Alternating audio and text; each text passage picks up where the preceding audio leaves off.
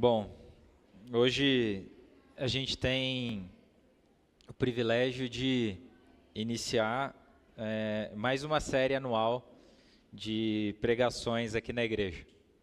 Assim como a gente tem feito nos últimos anos, talvez nos últimos 6 ou 7 anos, a gente tem um tema que vai nos guiar de hoje até o final do ano, até o mês de novembro, dezembro, e que vai orientar todas as nossas reflexões, todas as nossas pregações ao longo desse ano.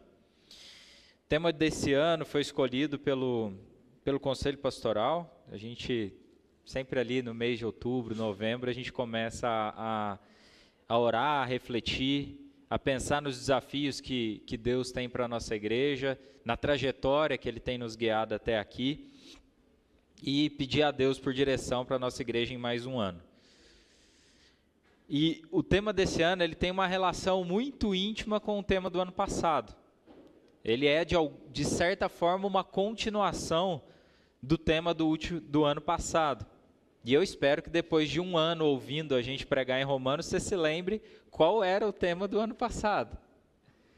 E que era de volta aos pilares da fé, a vida no Evangelho. Esse foi o grande tema do ano passado, e a gente meditou a respeito dele a partir de uma série de pregações na carta de Paulo aos Romanos. E à luz da carta aos Romanos, talvez o ponto central dessa série de mensagens tenha sido que nós precisamos construir, edificar as nossas vidas em cima de um fundamento, de um pilar da nossa fé, fundamento este que é Cristo morreu em nosso lugar e ressuscitou em nosso lugar, e a obra de salvação pertence a Ele do início ao fim, e é uma obra da sua livre graça e da sua misericórdia, obra essa que nos torna justos e nos torna santos diante dEle. Isso é um pilar fundamental da nossa fé, pilar que inclusive foi um dos responsáveis ao longo da história pelo próprio movimento da Reforma Protestante, o reconhecimento de que a salvação é uma obra da livre graça de Deus que nos alcança a despeito da nossa condição e, na verdade, ela nos tira da escravidão do pecado e nos transforma para uma nova vida. Não entender esse pilar da nossa fé é um risco enorme para a nossa vida espiritual. Não entender esse pilar da nossa fé pode nos levar a uma vida espiritual seca, sem graça, a nos tornar religiosos que confiam na sua própria capacidade de fazer algo de bom. Quem lembra da carta aos Romanos, lembra que isso está muito vivo ali. Tendo isso em mente, a gente, refletindo no final do ano passado, lembramos de um trecho que está na carta de Tiago, lá no capítulo 2. Abra sua Bíblia aí, Tiago capítulo 2, versículo 14. Tiago 2, versículo 14. Tenha Romanos em mente, tenha Romanos 3, 4, 5, 6 em mente. E ouça Tiago dizendo algo para nós ou para a igreja, capítulo 2, versículo 14. O texto diz assim: de que adianta, meus irmãos, alguém dizer que tem fé se não tem obras? Acaso a fé pode salvá-lo? Se um irmão ou irmã estiver necessitando de roupas e do alimento de cada dia, e um de vocês lhe disser, vá em paz, aqueça-se e alimente-se até satisfazer-se, sem porém lhe dar nada, de que adianta isso? Assim também a fé por si só, se não for acompanhada de obras, está morta. Até aí. Paulo, quando escreveu aos Romanos, nos ensinou que a salvação é uma obra da livre graça de Deus. Tiago, esse ano, vai nos desafiar e vai nos lembrar que a fé sem obras é morta. Que a fé, se não for acompanhada da prática das boas obras, ela é morta. E à luz desse desafio da carta de Tiago, nós definimos o tema desse ano de 2025 como fé em prática, firmes em meio à injustiça. Tá aí. Já tem até a arte, ó. Bonito. Fé em prática, firmes em meio à injustiça. Esse tema vai nos acompanhar ao longo de todo o ano de 2025 e nós vamos refletir sobre esse tema, primeiro percorrendo o livro de Jeremias, o livro do profeta Jeremias. Isso vai nos tomar longas semanas do ano e depois, ali mais ou menos da metade do segundo semestre em diante, nós faremos uma série de reflexões na carta de Tiago. É isso que Deus deseja falar conosco em 2025, gente. Nosso objetivo, e nós fomos desafiados por essa mensagem, o objetivo é que esse ano eu e você, a gente coloque em prática a fé que nos foi dada. Deus nos alcançou de forma livre, de forma graciosa, fez em nós uma obra regeneradora, nos livrou da escravidão do pecado, mas a história não termina aí.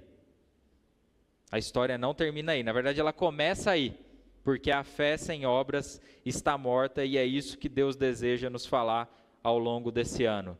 Fé em prática, firmes em meio à injustiça. Guarde essa frase, ore conosco, ore para que Deus fale conosco ao longo de 2025 em torno dessa verdade que nós acreditamos que está na palavra de Deus. Então hoje a gente vai começar essa série de meditações e o sermão de hoje, na verdade, ele é introdutório e ao mesmo tempo um convite para que a gente comece a refletir o que é viver a nossa fé na prática. E esse convite ele vai vir a partir de uma reflexão sobre o contexto em que Jeremias viveu e o contexto em que Tiago viveu. Eu vou tentar explorar um pouco desses dois contextos e a partir deles trazer duas lições para nós. A gente vai ver que tem muitas semelhanças, mas também muitas diferenças de contexto, mas em ambos os casos, o chamado de Deus para o seu povo foi para se arrepender e colocar sua fé em prática. Dito isso, abra sua Bíblia agora sim, em Jeremias capítulo 1, nós vamos ler dos versículos 1 a 3, e depois vamos ler Tiago capítulo 1, versículo 1. Vou ler os dois textos. Então, Jeremias 1, 1 a 3, depois Tiago 1, versículo 1. O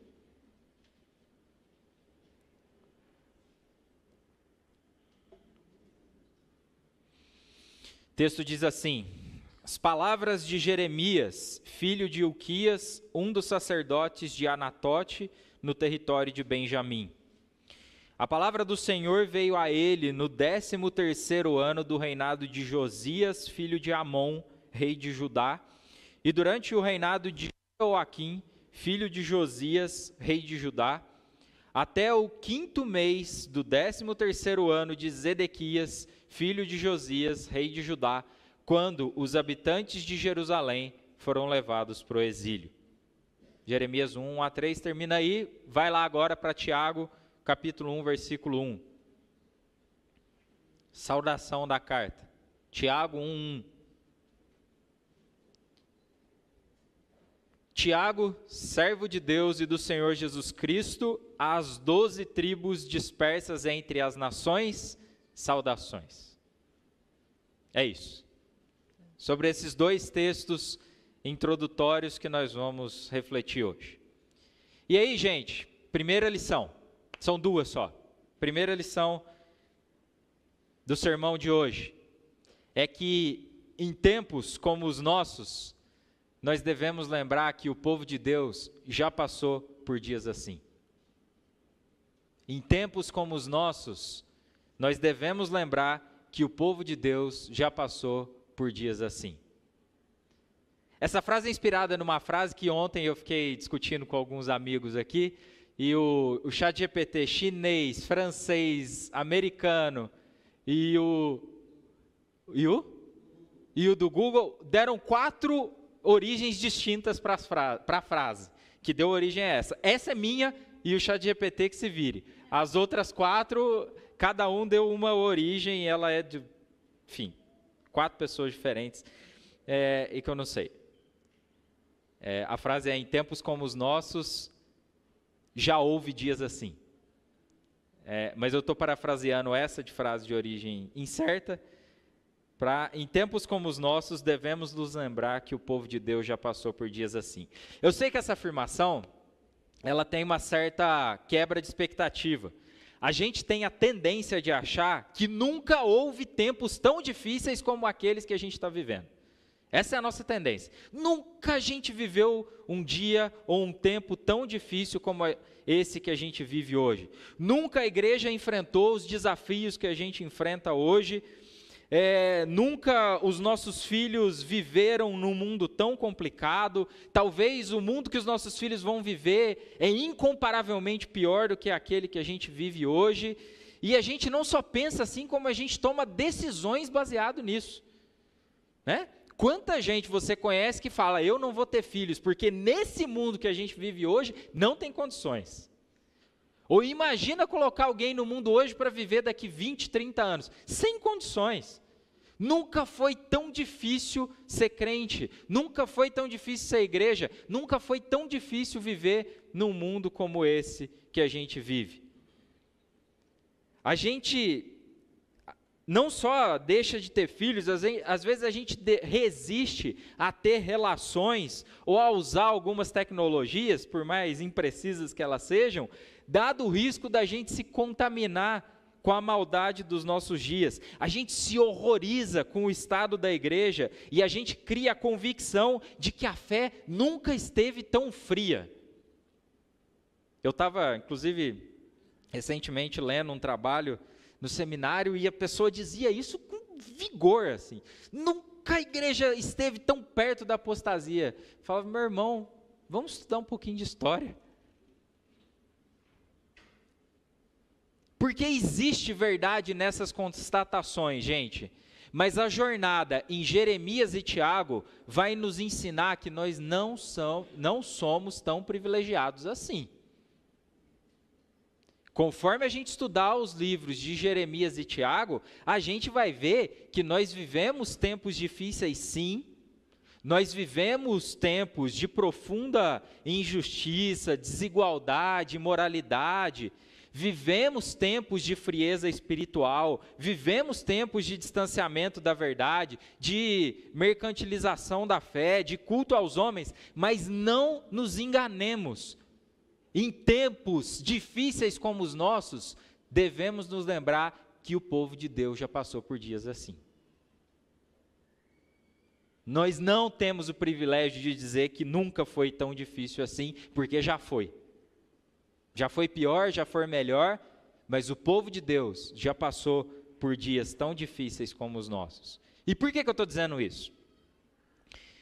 Jeremias foi chamado por Deus, ele diz para a gente aí no início do seu livro, no 13º ano do reinado de Josias. O ministério de Jeremias foi um dos mais longos dos profetas ali do Antigo Testamento. Foram mais de 40 anos de atividade profética, passando por inúmeros reis de Judá. Ele citou 3 aqui, mas foram até mais reis nesse período, e passando pelos mais diversos contextos políticos e religiosos. Esse 13º ano do reinado de Josias, para quem for lá procurar nos livros de história, você vai encontrar que esse é o ano 627 a.C. Ano 627 a.C., que é o 13º ano do reinado de Josias. Como é que estava o mundo nessa época? Uma confusão, gente. É um período de muita instabilidade. Talvez um dos períodos ali da história antiga, entre o século IX a.C. e o século VII a.C., um dos períodos de maior instabilidade política e de maior confusão no cenário geopolítico. Recapitulação das aulinhas de EBD aqui, em 1 minuto. Lembram que lá no ano 1000, mais ou menos, Davi reina sobre o reino unificado, Israel e Judá, seu filho Salomão sucede, e na sucessão de Salomão os reinos se dividem. Lembra lá? Reino do norte, Israel com capital Samaria, reino do sul, Judá com capital Jerusalém. Após essa divisão dos dois reinos, que acontece ali por volta do ano 950, você tem duas sequências, e aí basta ler lá os livros de 1 Reis, 2 Reis, 1 Crônicas, 2 Crônicas, para ver a sucessão de reinos e reinados, até que no ano 722 a.C., o que acontece com o Reino do Norte? Invasão do Império Assírio, destruição de Samaria, e o Reino do Norte nunca mais volta a ser o que já foi um dia. 100 anos depois, a gente está aqui agora nos dias em que Jeremias é chamado, e Jeremias é um profeta que vai profetizar e que vai falar para o Reino do Sul, para o povo de Judá. E ele vai preparar o povo de Judá para o quê? Para a chegada dos babilônios, ou para a invasão do exército babilônico. Nesse momento, e é justamente nesse período em que Jeremias é chamado, nesse momento o Império Assírio ele está em declínio, o Império Babilônico está em ascensão, e você tem uma espécie de vácuo no cenário internacional, até o Egito se fortalece um pouco. E aí, por que eu estou dizendo tudo isso? Porque o livro de Jeremias é extremamente complicado. Ele não é nada linear, as histórias vão e voltam, e a gente vai ver a hora ele falando do Egito, a hora ele falando dos babilônios. Enfim, essa dinâmica toda vai aparecer, por quê? Porque justamente a gente está nesse período de extrema instabilidade, de vácuo no cenário geopolítico, e um império avançando, o outro regredindo. Nesse período, Israel, ou Judá especificamente, por várias vezes tenta fazer acordo com o Egito, e fala: Egito, me ajuda aí, os babilônios estão vindo, e aí Deus castiga Judá, porque ele não deveria ter ido buscar ajuda no Egito. Fato é que o contexto é o mais complicado possível. E é nesse período de muita turbulência e de conflitos que Jeremias é chamado. Um tempo de profunda incerteza, no qual o povo de Judá ele se via pressionado por todos os lados. E aí, gente, aqui eu vou até avançar um pouquinho sobre a pregação da semana que vem, mas hoje vão ser alguns spoilers só de vários textos que a gente vai ver.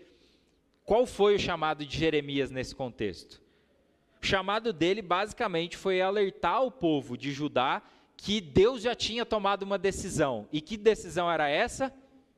Judá seria castigado, levado para a Babilônia, e lá ele passaria 70 anos no cativeiro por conta da idolatria e por conta da frieza espiritual do povo. A decisão de Deus estava tomada. Aí a gente vai ver ao longo de Jeremias profetas se levantando e falando: não, fiquem tranquilos, não vão ser 70 anos, vão ser só 2. Jeremias vai se levantar e falar: não dê ouvido, são 70 anos, Deus decidiu. Vão aparecer outros falando: não, talvez vocês não vão. Jeremias vai levantar e vai falar: sim, Deus já tomou a decisão, vocês irão para o cativeiro e lá vocês ficarão 70 anos, e se preparem para a vida lá, porque é lá que vocês vão ter que viver. A gente vai ver isso lá no capítulo 29 de Jeremias. Os pecados do povo tinham batido no limite, e Deus usaria o impiedoso Império Babilônico como instrumento da sua ira e também para a disciplina do seu povo. Para a gente entender um pouco qual era o estado espiritual do povo nesse momento, eu vou ler um trechinho de 2 Reis, mas antes disso, olha só Jeremias capítulo 2, versículos 11 e 13. Jeremias 2, 11 e 13. Olha Deus falando a respeito do seu próprio povo. Jeremias 2, 11 e 13. Alguma nação já trocou os seus deuses, e eles nem sequer são deuses, mas o meu povo trocou a sua glória por deuses inúteis. Espantem-se diante disso, ó céus, fiquem horrorizados e abismados, diz o Senhor. O meu povo cometeu 2 crimes. Eles me abandonaram a mim, fonte de água viva, e cavaram as suas próprias cisternas rachadas que não retêm água. Esse é o diagnóstico de Deus a respeito do povo dele. Meu povo me trocou. Se espantem, ó céus. E aí tem um episódio do período ali do reinado de Josias que ele ilustra muito bem qual era a situação espiritual do povo judeu. Josias resolveu fazer uma reforma no templo, lá no templo de Jerusalém. E aí ele bota um tanto de gente para ir lá contar o bronze, a prata que tinha e juntar uns certos recursos para fazer uma reforma no templo. Quando eles estavam lá, preparando o espaço para essa reforma, encontraram uma coisa extremamente inusitada no templo. O que foi isso? Olhem lá, 2 Reis, capítulo 22, versículo 8. 2 Reis, capítulo 22, versículo 8. O pessoal está preparando o templo para uma reforma e eles encontram uma coisa que eles não esperavam encontrar lá. 2 Reis 22, 8. Hoje vocês vão treinar um pouquinho o Antigo Testamento aí, então, afia o dedo. 2 Reis 22, 8. Então, o sumo sacerdote Ilquias disse ao secretário Safã: olha o que eles acharam no templo. Encontrei o livro da lei no templo do Senhor. Achei a Bíblia no templo, o que eu faço com isso? Ele o entregou a Safã, que, pasmem, o leu. O secretário Safã voltou ao rei e lhe informou: rei, teus servos entregaram a prata que havia no templo do Senhor e a confiaram aos trabalhadores e supervisores. E o secretário Safã acrescentou: e tem mais uma coisa, o sacerdote Ilquias entregou-me um livro. E Safã o leu para o rei. Assim que o rei ouviu as palavras do livro da lei, rasgou as suas vestes e deu essas ordens ao sacerdote Ilquias, a Aicã, filho de Safã, a Aquibor, filho de Micaías, ao secretário Safã e ao auxiliar real Asaías: vão consultar o Senhor por mim, pelo povo e por todo o Judá, acerca do que está escrito neste livro que foi encontrado. A ira do Senhor contra nós deve ser grande, pois nossos antepassados não obedeceram às palavras deste livro, nem agiram de acordo com tudo o que nele está escrito a nosso respeito. Até aí. Eu sei que talvez você olhe para o estado da igreja hoje e você fale: está tudo perdido. A igreja nunca esteve tão fria, a igreja nunca esteve tão distante da palavra. Gente, e o povo de Deus esqueceu que havia o livro da lei no templo. E o rei ficou espantado a hora que o livro foi encontrado. Esse era o estado espiritual do povo de Deus naquele momento. E como consequência dessa descoberta, depois você pode continuar lendo 2 Reis aí 22, 23 e 24, como consequência dessa descoberta, o livro de Reis nos conta que a Páscoa foi celebrada por Josias como não era celebrada desde o tempo dos juízes. Está lá no capítulo 23. Sabe quantos anos são isso? 400 anos. O livro da lei foi encontrado no templo, provavelmente lá empoeirado num canto. E a Páscoa foi celebrada em decorrência disso, como não era celebrada desde o tempo dos juízes. 400 anos antes, mais ou menos. Em tempos como os nossos, o povo de Deus já passou por dias assim. Só que Jeremias não vai falar só desse estado espiritual do povo. Ele vai tocar também em questões que não são a nossa vista, estritamente espirituais. Jeremias vai falar e muito da fé na prática. Jeremias foi usado por Deus para falar com os poderosos do seu tempo e alertá-los sobre as consequências da sua vida injusta. Veja, por exemplo, abra aí, Jeremias capítulo 22. Estou adiantando uma série de textos que a gente vai ver ao longo desse ano. Jeremias 22.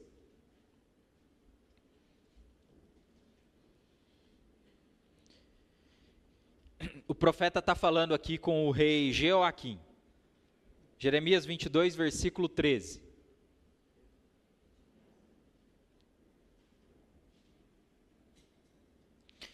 Jeremias 22, 13. Diz assim: ai daquele, olha só, pensem no contexto que a gente vive. Ai daquele que constrói o seu palácio por meios corruptos, seus aposentos pela injustiça, fazendo seus compatriotas trabalharem por nada, sem pagar-lhes o devido salário. Ele diz: construirei para mim um grande palácio com aposentos espaçosos, faz amplas janelas, reveste o palácio de cedro, pinta-o de vermelho. Você acha que acumular cedro faz de você um rei? O seu pai, falando de Josias aqui, o seu pai não teve comida e bebida? Ele fez o que era justo e certo, e tudo ia bem com ele. Ele defendeu a causa do pobre e do necessitado, e assim tudo corria bem. Não é isso que significa conhecer-me, declara o Senhor. Mas você não vê nem pensa noutra coisa, além de lucro desonesto, derramar sangue inocente, opressão e extorsão. Esse é o tom do profeta. Esse é o tom do profeta. Lembrando o povo da frieza espiritual dele, botando o dedo na cara do rei e falando: isso não significa ser rei. Você acha que construir um grande palácio faz de você um rei bom? Você está enganado. Jeremias foi um profeta, gente, não só para o povo, não só para preparar o povo para o cativeiro, para a ida para a Babilônia, mas também foi um profeta dado à nação, às nações, como nós veremos na semana que vem, no capítulo 1. Jeremias foi um profeta dado às nações para falar sobre o Deus que governa as nações e a forma como ele vê e governa todas as coisas. Em suma, para unir os pontos aqui dessa primeira parte, o que eu estou tentando dizer e para onde eu estou tentando chamar a sua atenção? Nós vivemos dias difíceis, vivemos dias de profunda injustiça, vivemos enormes desafios à fé, vivemos enormes desafios dentro da igreja. Mas não se enganem, o povo de Deus já viveu dias assim, e uma coisa nunca faltou: a presença de Deus e a palavra e o Espírito para viver esses desafios. É isso que Deus vai nos ensinar ao longo desse ano. O povo de Deus passou e passará por tempos difíceis, por tempos de injustiça, por tempos de miséria, por tempos de frieza espiritual. Nunca faltará presença de Deus, palavra de Deus e ação do Espírito. Mas para acessar essas coisas, é necessário que o povo de Deus se arrependa, é necessário que o povo de Deus reconheça os seus pecados, é necessário que o povo de Deus coloque em fé a sua prática. Deus quer nos desafiar nesse sentido ao longo desse ano. Foi nesse mundo, gente, nesse mundo cheio de desafios que Deus nos chamou a viver. Nesse mundo marcado pela injustiça que Deus chamou o seu povo a colocar a sua fé em prática. Primeira lição. Segunda, devemos colocar a fé em prática, perseverando na provação e promovendo a justiça. Vamos pensar um pouquinho agora em Tiago. Diferente, tem uma série, como eu comentei com vocês, tem uma série de semelhanças e diferenças entre os contextos em que Jeremias viveu e escreveu e o contexto em que Tiago viveu e escreveu. Tiago também escreve num contexto cheio de desafios, mas desafios um tanto diferentes do profeta Jeremias. Jeremias viveu, lembrem-se, num período de muita agitação, muita turbulência.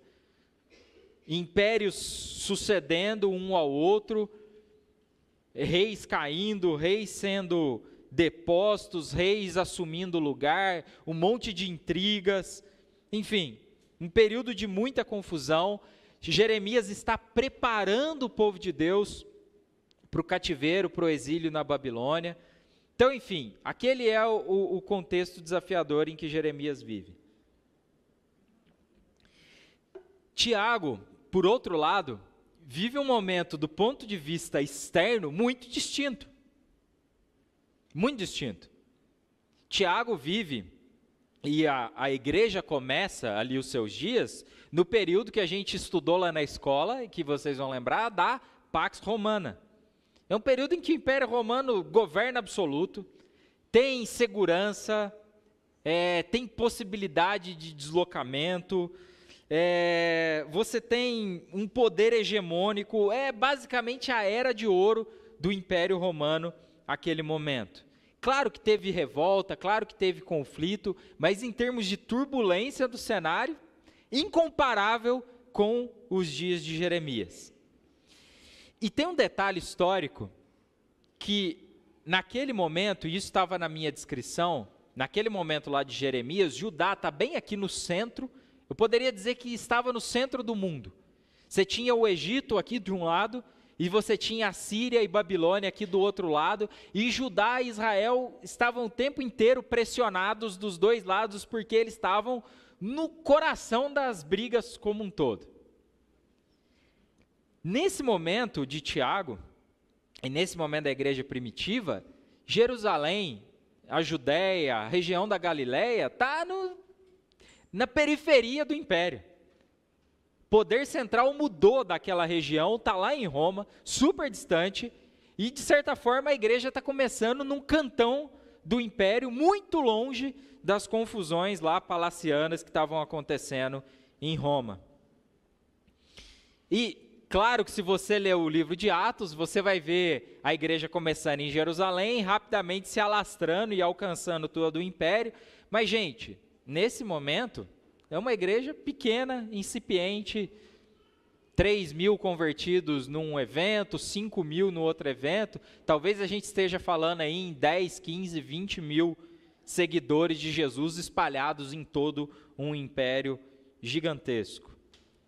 E aí, nesse contexto, para quem que Tiago endereça a sua carta? Lembram lá do capítulo 1, versículo 1 de Tiago? Para quem que ele endereça a sua carta? As 12 tribos dispersas entre as nações. Tem muita confusão aqui em torno da autoria de Tiago, do momento que foi escrito, de quem eram os destinatários, mas a maioria dos teólogos concorda que provavelmente era uma carta circular, não era uma carta direcionada a uma igreja específica, como foram a maioria das cartas de Paulo, mas era uma carta destinada a todos os cristãos, de certa forma, que haviam sido dispersos após aquelas primeiras perseguições que se seguiram à morte de Estevão. Isso está lá relatado em Atos, capítulo 6, 7 e 8. E aí, pensem o seguinte, primeiro, a gente está vivendo num outro momento de estabilidade no cenário político, momento de prosperidade do império. E de repente aquela igreja surge, é uma igreja extremamente pequena, é uma igreja que a perseguição vem sobre ela e ela rapidamente se espalha. E aí Tiago está escrevendo para esses irmãos que estão espalhados. E o que Tiago vai dizer a esses irmãos? E de novo eu estou antecipando aqui temas que a gente vai ver até o final do ano. Tiago vai dizer, arrisco, duas coisas basicamente. Duas coisas. Primeira, perseverem na fé, mesmo em meio ao sofrimento, pois o sofrimento é instrumento de Deus para fortalecê-los na fé. Mas ao mesmo tempo que vocês perseveram, pratiquem a justiça, cuidem dos pobres e não coloquem qualquer esperança nas riquezas. O texto, de novo, ele meio que quebra algumas expectativas. Essas duas coisas, gente, não combinam muito bem na minha cabeça.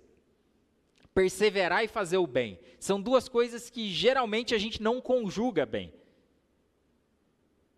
Na nossa cabeça, em geral, ou a gente está perseverando, né? Ou a gente está lidando com o sofrimento, ou a gente está fazendo bem. Conjugar perseverança no sofrimento com fazer o bem e cuidar do necessitado, são duas coisas que exigem de nós um gasto de energia que muitas vezes a gente não tem. Mas esse é o chamado de Tiago para a igreja do primeiro século. Vejam dois exemplos só, abram lá em Tiago capítulo 1 de novo. Tiago 1, versículo 2. Tiago, capítulo 1, versículo 2 a 4, depois eu vou ler o 27. Tiago 1, versículo 2. Meus irmãos, considerem motivo de grande alegria o fato de passarem por diversas provações, pois vocês sabem que a prova da sua fé produz perseverança, e a perseverança deve ter ação completa, a fim de que vocês sejam maduros e íntegros, sem lhes faltar coisa alguma. Talvez você lesse esse trecho e falava, é isso aí, Tiago, vamos perseverar na fé, vamos encarar esse sofrimento, porque isso vai produzir perseverança e isso vai nos levar à maturidade. Aí Tiago chega lá no final do capítulo, versículo 27. A religião que Deus, o nosso Pai, aceita como pura e imaculada é esta: cuidar dos órfãos e das viúvas em suas dificuldades e não se deixar corromper pelo mundo. Tiago, muita energia, cara. Perseverar na fé e cuidar dos órfãos e das viúvas. Não dá para fazer uma coisa de cada vez? Mais uma vez, gente, e a gente vai bater nessa tecla ao longo do ano, o ensino bíblico, ele é contraintuitivo.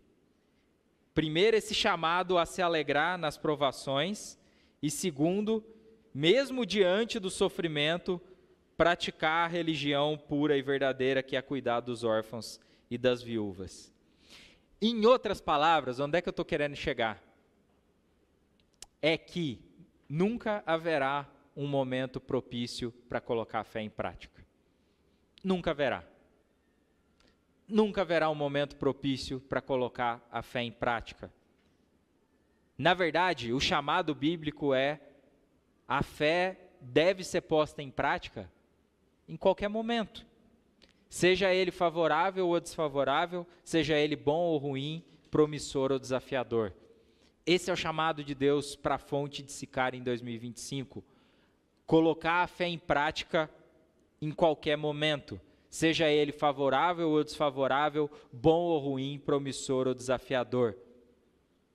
Nos momentos, gente, que tudo tiver de ponta cabeça aí na sua vida, ou que tudo tiver embaralhado no mundo, no momento em que a gente olhar para fora, a gente vê as nações em conflito, a gente vê uma turbulência enorme no nosso país, sabe qual é o chamado de Deus nesse momento?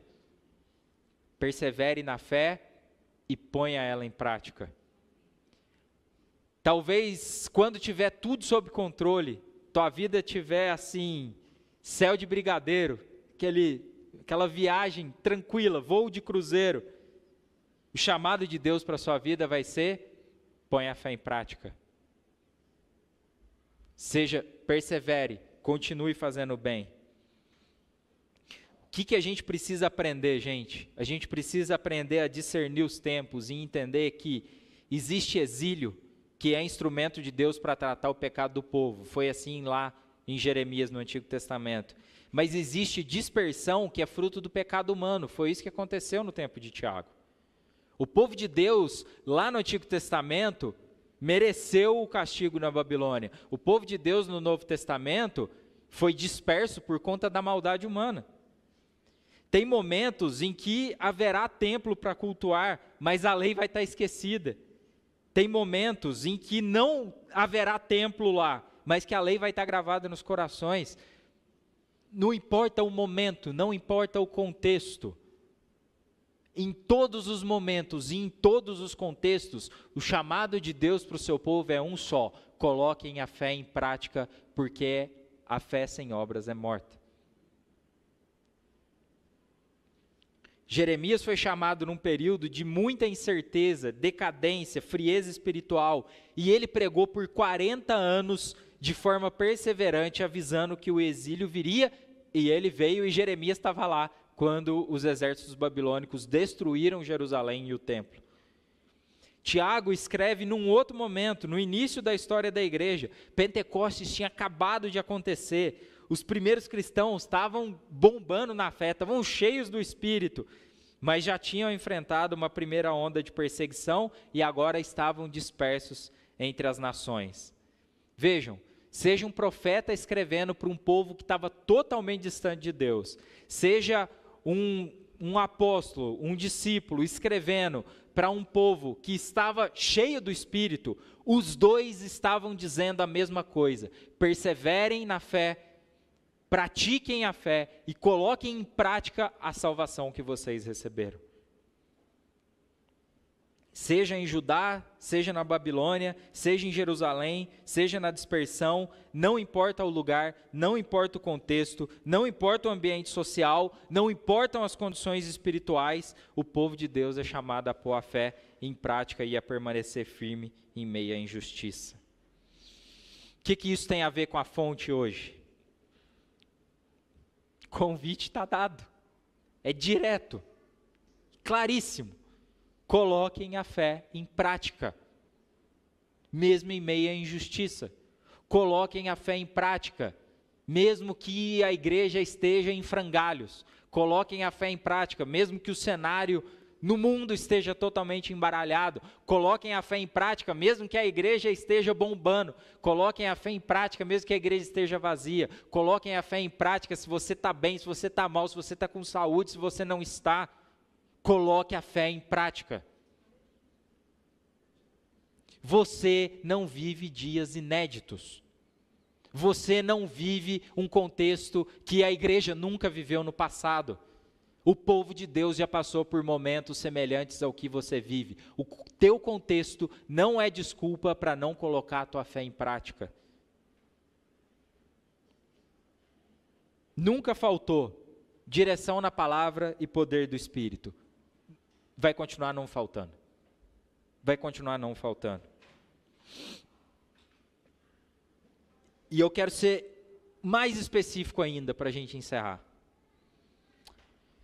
Em 2024, gente, Deus nos levou a repensar os pilares da fé. Isso tinha tudo a ver com o nosso contexto. A gente estava chegando aqui, Deus tinha nos dado um novo espaço, a gente estava organizando a casa, literalmente. A gente não achou nenhum livro da lei perdido. Mas a gente estava arrumando a casa, literalmente, botando essa estrutura de pé. E aí Deus nos chamou, fiquem firmes nos pilares da fé. Agora eu vou te dizer uma coisa, a casa está de pé. Sabe qual é o desafio para 2025? Bota em prática. Vivam a fé que lhes foi dada. Os pilares já estão lançados. Aquilo que Deus precisava organizar, Ele já organizou. Sempre vai ter coisa para arrumar, né? Sempre tem alguma reforma para fazer. Inclusive, depois eu vou dar alguns avisos no final aqui de coisas que a gente precisa melhorar na nossa dinâmica. Mas os pilares estão lançados. E Deus nos preparou em 2024 nesse sentido. Para quê? Para em 2025 nos dizer, coloquem em prática essa salvação que eu lhes dei gratuitamente. Como é que a gente aplica tudo isso na prática? Deus quer nos lembrar esse ano, gente, que aqueles que entre nós foram chamados para cuidar da nossa saúde, seja física, seja espiritual, que cuidem no poder do Espírito. Pepe, Adele, Lídia, Tatá, Estherzinha, que não está aqui hoje, Rafa, quem mais? Coloquem em prática a vocação de vocês. Aqueles entre nós que foram chamados para atuar na esfera pública em favor dos pobres, dos vulneráveis, façam no poder do Espírito. Gui, Daphne, Adilton, Vini, quem mais? Coloquem a sua fé em prática. Aqueles entre nós que foram chamados para criar, para expressar a beleza, mesmo em dias difíceis assim, façam no poder do Espírito. Jô, Lu, Leila, Bruna, que está lá em cima, Thalita, nossos artistas, quem mais? Façam no poder do Espírito, coloquem a fé de vocês em prática. Aqueles entre nós que foram chamados a ensinar, a educar, a cuidar, façam no poder do Espírito. Cris, Mariú, Rodrigo, Lídia, Celo, Gui, quem mais? Coloquem a sua fé em prática. Marcinha, Anderson, Lucas, André. Poderia citar todo mundo aqui. O recado de Deus para nós é muito preciso e muito particular. Coloquem a fé de vocês em prática no poder do Espírito. Esse é o chamado de Deus para a Fonte de Sicária em 2025. É isso que Ele quer que a gente faça. Porque a obra sem fé é morta. Ou a obra sem fé, sem obras, é morta.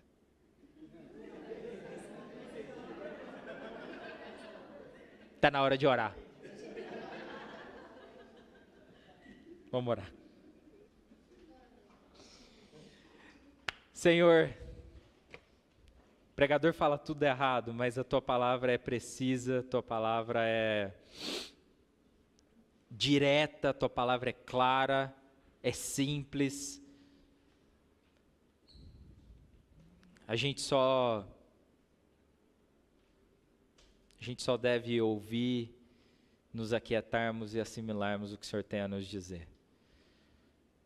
Senhor, nós fomos presenteados por Ti ao longo de todo o ano passado com uma belíssima exposição na carta aos Romanos. Nossa fé foi fortalecida, nós nos lembramos da maravilhosa obra que o Senhor fez nas nossas vidas, essa obra de salvação que do início ao fim é Tua. Mas, ó Deus, aprove a Ti que nesse ano o desafio para a Tua igreja fosse que essa mesma fé que nos foi dada, ela precisa ser vivida, ela precisa ser praticada. Nos ajuda, Senhor.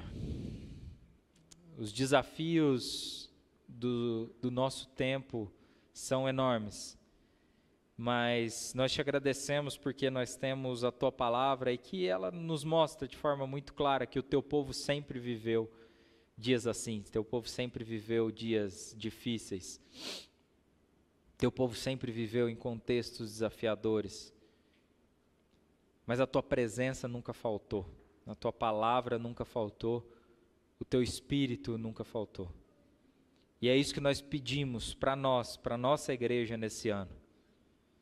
Pedimos, ó Deus, presença do Teu Espírito, pedimos, ó Deus, força do Senhor, pedimos, ó Deus, a Tua ação nas nossas vidas, nos nossos corações. Que o Senhor use as exposições no livro de Jeremias, na carta de Tiago, para nos lembrar o que significa viver a nossa fé na prática. Que o Senhor nos ajude a, cada um de nós, a cumprirmos com a vocação que o Senhor nos deu. O Senhor deu dons maravilhosos às pessoas dessa igreja, o Senhor deu as mais diversas vocações aos membros dessa igreja. Pedimos, ó Deus, que o Senhor nos ensine ao longo desse ano a colocar esses dons e essas vocações em prática. A fé sem obras é morta, Deus. Não queremos viver essa fé que não é acompanhada das boas obras. Nos faça mais sensíveis ao nosso entorno, nos faça mais sensíveis ao nosso contexto. Nos acorda, Senhor. Nos acorda pela ação do Teu Espírito.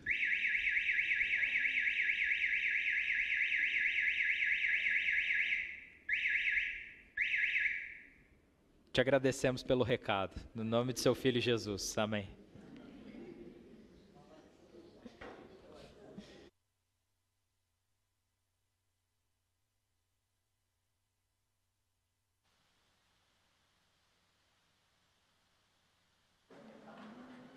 Amém, graças a Deus. Esse desafio de perseverar e ao mesmo tempo praticar justiça, viver a justiça de Deus. Que a gente possa fazer isso no poder do Espírito, como o Senhor nos desafiou nessa manhã. Irmãos, eu fiquei pensando em tantas coisas, mas eu queria lembrar de uma, né? o povo esqueceu a Bíblia. Meu Jesus amado, isso foi um tiro no coração. E não foi um momento, foram gerações sem a Bíblia, sem celebrar a aliança. Meu Deus. E quando eles leram a palavra, o que aconteceu? A palavra operou. Era gente chorando, gente rasgando as vestes, e gente dizendo, meu Deus, como que a gente viveu sem ouvir essa voz? Queria que nessa manhã a gente pensasse nisso. A gente pensasse nisso. Deixar a voz de Deus nos colocar na perseverança e a voz de Deus nos colocar no chamado. Permita que o Espírito de Deus faça isso em você. Amém? Jesus está aqui e Ele nos convida a ceiar. A ceia não é desta igreja, a ceia é do Senhor, o nosso Redentor. E se você é seguidor de Jesus, entregou a sua vida para Ele, você segue a Bíblia, você é lavado e remido no sangue do Cordeiro. Essa ceia não é da Igreja Batista Fonte de Sicar, mas é do corpo de Cristo e Ele te convida a participar. Se você está aqui hoje dizendo, eu não sou um seguidor de Jesus, eu vim conhecer, mas eu ainda não entreguei a minha vida para Jesus. A Bíblia diz que você tem a liberdade de não participar, porque sem comer e beber, é participar desse momento, sem discernir a obra redentora de Jesus, é incoerente.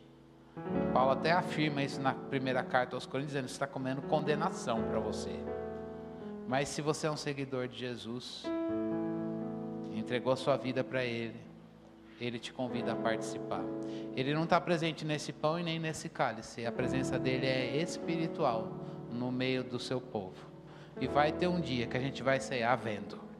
Enquanto esse dia não chega, a gente faz por fé, mas Ele está aqui. E você vai receber o pão, o cálice. Eu vou pedir para você esperar até que todos nós estejamos de posse desses elementos que representam a carne e o sangue do Senhor Jesus, e juntos nós vamos participar desse banquete. Enquanto nós vamos ser servidos, lembre-se do sacrifício de Jesus. Ele derramou seu sangue naquela cruz para perdoar os nossos pecados, e não há abismo que essa obra redentora não possa alcançar. Amém?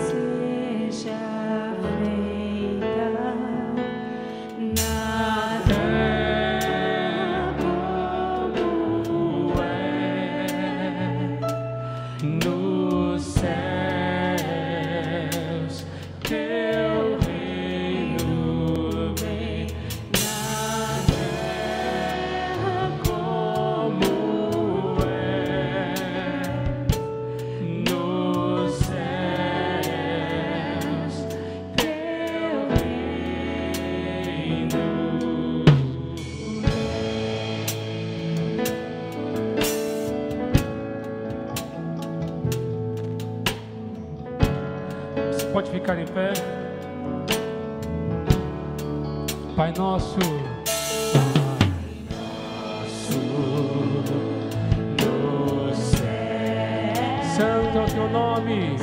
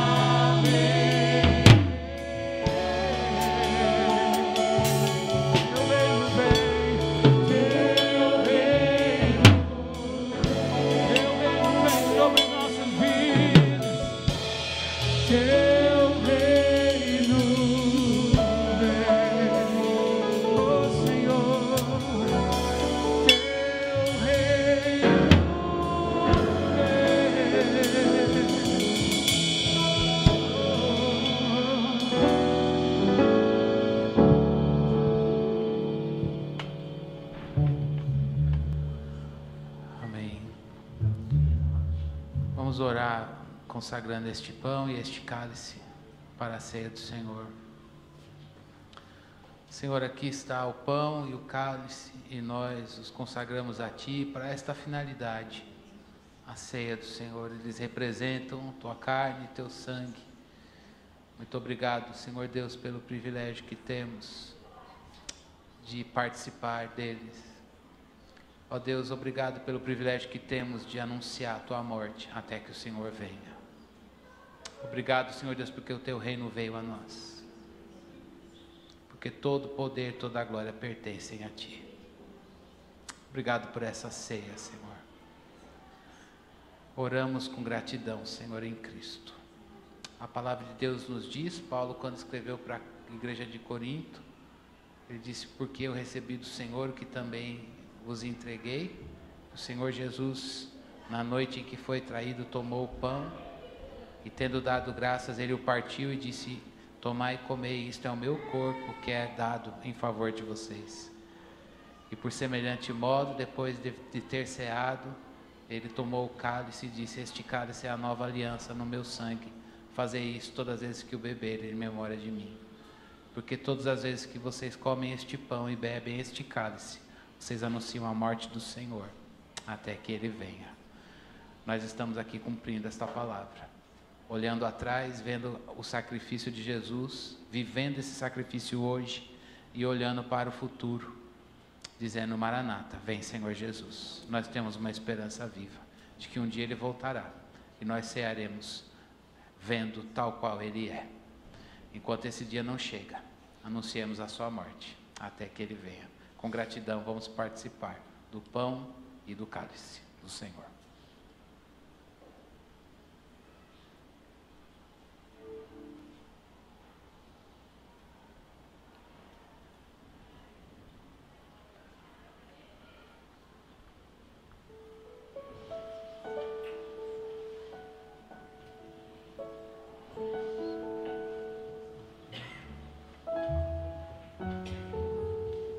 Muito obrigado, Senhor.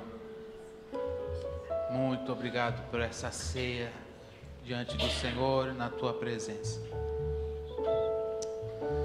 Muito obrigado, Senhor Deus, por o corpo do Teu Filho que foi dilacerado naquela cruz. E pelo sangue que foi derramado, no qual nós fomos lavados. Muito obrigado, Senhor Deus, por essa salvação, Senhor, que nos alcançou. Nós estávamos presos em nós mesmos, numa história horrorosa, Senhor, de pecado.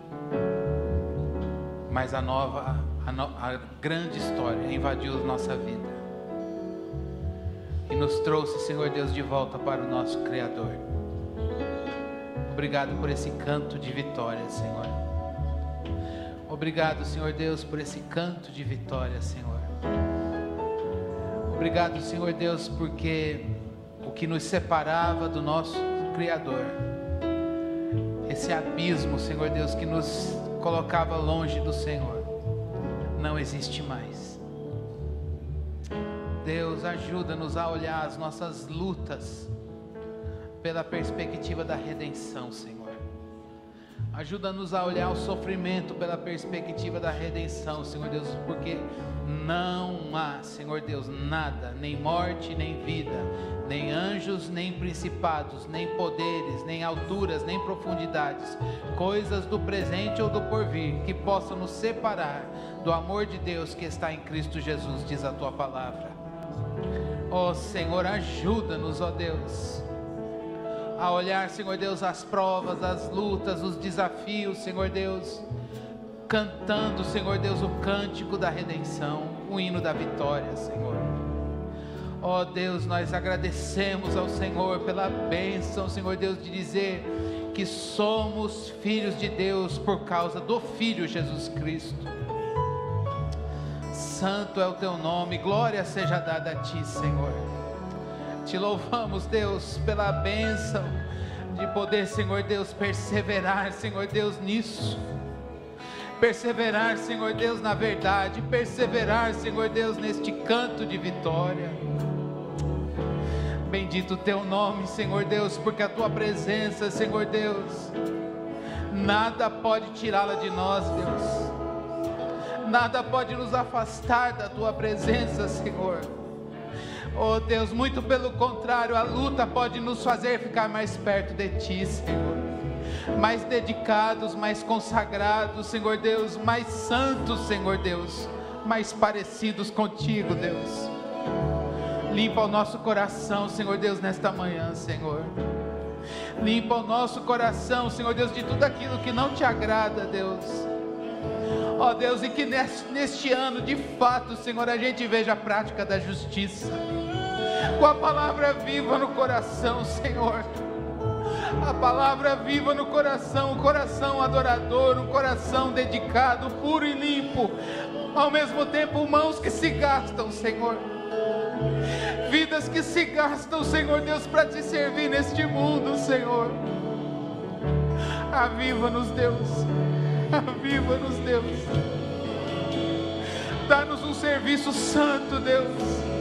Dá uma igreja operosa, Senhor, que Te serve com temor, com alegria, Deus. Renova-nos, Senhor Deus, as forças para, Senhor Deus, perseverarmos, ó Deus, na verdade. Que a palavra não fique esquecida, Deus. Que a palavra não fique longe, Deus. Ó Deus, vem e visita-nos, ó Deus, com a Tua graça. Ó Deus, faz desse tema, Senhor Deus, ó Deus, estar presente, encarnado, Senhor. Muda o nosso olhar, Deus. Muda o nosso olhar, Senhor.